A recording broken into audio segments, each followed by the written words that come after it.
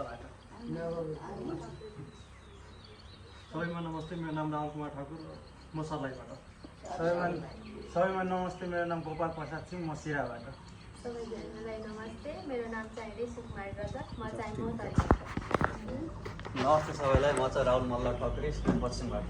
नमस्ते, मेरो नाम चाहिँ Manoj Bhujel, Vinayak college of health साइन्सबाट। मेरो घर चाहिँ रामेछाप। मेरो सम्पूर्ण साथीहरूलाई धन्यवाद गर्न गइरहेको छ। नाटक चाहिँ अब सुरु हुन्छ। एउटा गाउँमा धनबहादुर र धनमाया भन्ने श्रीमान श्रीमती बस्नुहुन्छ। उहाँहरूको एकजना छोरा र एकजना छोरी हुनुहुन्छ। धनबहादुरले चाहिँ दिनरात जाँड रक्सी खाएर धनमायालाई धेरै तनाव दिइरहेको हुन्छ। यति बेला भने धनमाया आफ्नै घरको काम गरेर छोराछोरी स्कुलबाट आउने समय पर्खिरहेकी हुन्छ। त्यसपछि आज के गर्नु यिनीहरू पनि पो आएछ। फुर्कन त्यो हात खुट्टा धोएर पढ्न बसिहाल त।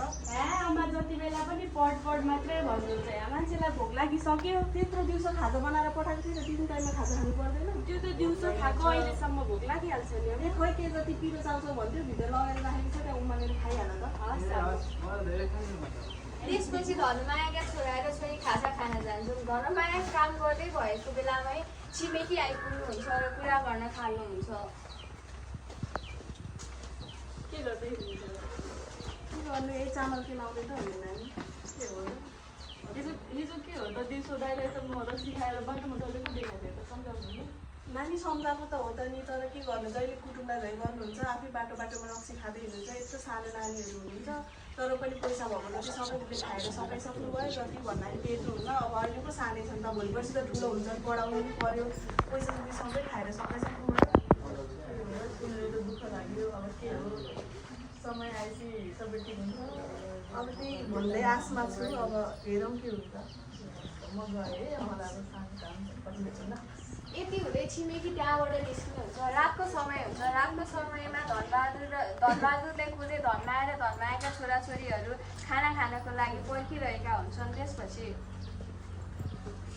आमा किन टोलाएर बसिराख्नु भएको? के गर्नु त, तेरो बाउ जति सबै रक्सी खाएर त्यहाँ लडिसक्यो होला, त्यही सोच्दै बसेको नि। मेरो कपी सकिसक्यो, होमवर्क गर्न केही पनि छैन। तल अस्ति भर्खर त्यत्रो कपी किनिदिएको होइन, कति चाँडो सकाएको। पैसा जति सबै तेरो बाउले तेरो बाउले खाएर सकाइसक्यो त्यहाँ। होमवर्क दिनुपर्छ, जहिले टिचर दिनुहुन्न। अहिले तेरो बाउ आउँछ अनि त्यसपछि बाउको अगाडि भन्नु के थाहा नकेही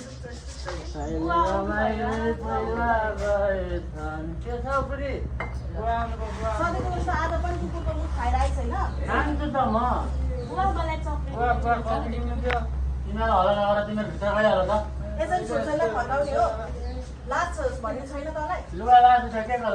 त्यत्रो गाउँको मान्छे आउने, त्यत्रो छिमेकी आएर सोधिरहेछ मलाई के भनिरहेको छ, म के जवाफ दिन्छु? जे भयो भने के गर्छस्? जस्तो भयो नि तँलाई सम्झाउनु पर्दैन। तैँले त्यत्रो छोरीलाई सम्झाउने कि आफै यस्तो भएर बस्ने? थर्काउँछु त, तर अहिले नथर्काए के गर्नु त? बच्चाहरूलाई सिकाउनु पर्छ। यति भन्दै त्यो दिन रातमा झगडा गर्दै श्रीमान र श्रीमतीको यसै रात बित्छ। भोलिको समयमा श्रीमती घाँस काट्नको लागि पाखा जान तयार भइरहेको बेलामा स्वास्थ्य स्वयंसेविका घरमा आइपुग्नुहुन्छ। त्यसपछि नमस्ते नानी, म त